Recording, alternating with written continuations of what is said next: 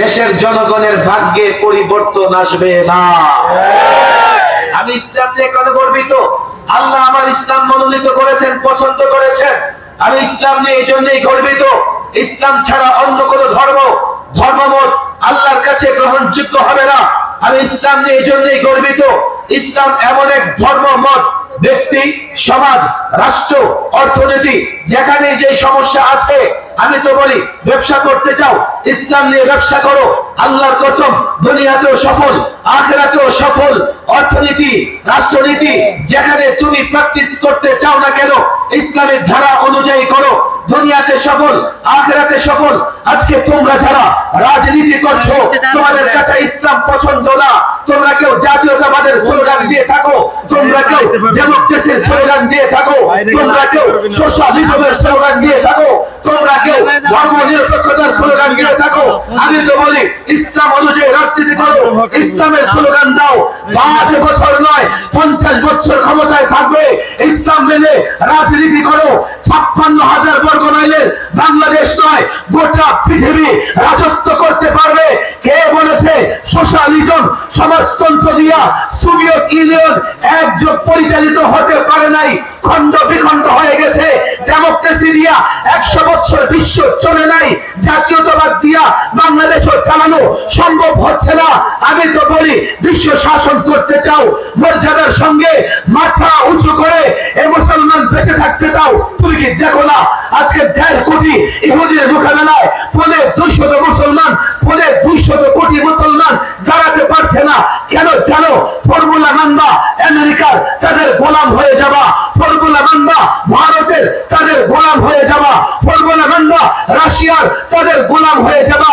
Medina ওয়ালার formula মানো, ইসলাম মানো, কোরআন সুন্নাহ মানো। তোমরা গোটা পৃথিবীর রাজত্ব করবা, গোটা পৃথিবী তোমাদের গোলামি করবে।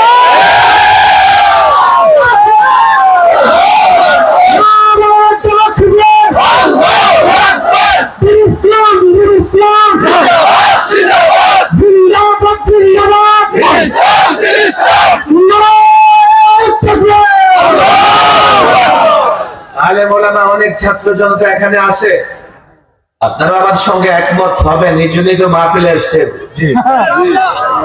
কিন্তু এই দেশে আমরাই আছি না আরো লোকজন আছে? ছাত্র জনতা আলেমদের পায়ে পড়ে বলে যাই, আমাদের ব্যর্থতার জায়গা হচ্ছে এই জাতিকে আমরা ইসলাম বুঝাতে পারি নাই। জাতি মসজিদের ভেতরে তো আমার পেছনে ইক্তেদা করে, সিজদা 3টা করলে সেও 3টা করে, কেরাত লম্বা পড়লে সেও দাঁড়ায় থাকে। কথা ঠিক না ঠিক? কারণ জানে ইমামের আগে চলে গেলে তার নামাজ হবে না। কিন্তু মসজিদ থেকে বের হয়ে, মাহফিল থেকে বের হয়ে, ইসলামে যে একটা কমপ্লিট জীবন ব্যবস্থা, তার মধ্যে অর্থনীতি আছে, সেই ফর্মুলা যদি আমরা দেই, জাতি 1 মিনিটও মানতে চায় না। মাওলানা মাহফুজুল্লাহ সাহেব বলে গেছেন, ইসলাম রাষ্ট্র ব্যবস্থা দিয়েছেন। খোদ রাসূল সাল্লাল্লাহু আলাইহি সাল্লাম মদিনা রাষ্ট্রের প্রধান ছিলেন। মানব জীবনের যতগুলো সাইড আছে, প্রত্যেকটা সাইডের সুন্দর, সুষম, ন্যায় ইনসাফ ভিত্তিক সমাধান, সলিউশন তো ইসলামই দিয়েছে। তাহলে এই জাতি ইসলাম মানতেছে না কেন? ইসলাম বুঝতেছে না।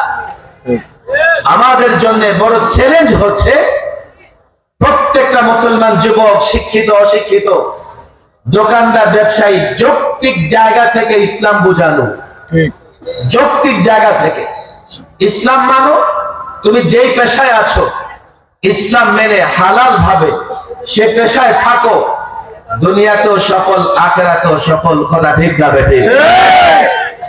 আমরা যদি এই জাতিকে ইসলাম বুঝাতে না পারি, যৌক্তিক জায়গা থেকে, ফলাফলের জায়গা থেকে, সফলতা ব্যর্থতার জায়গা থেকে আমরা মাহফিল করব, বক্তৃতা করে যাব, দেশ পরিচালনায় আমরা কোনোদিন সফলতার স্বাক্ষর রাখতে পারবো না।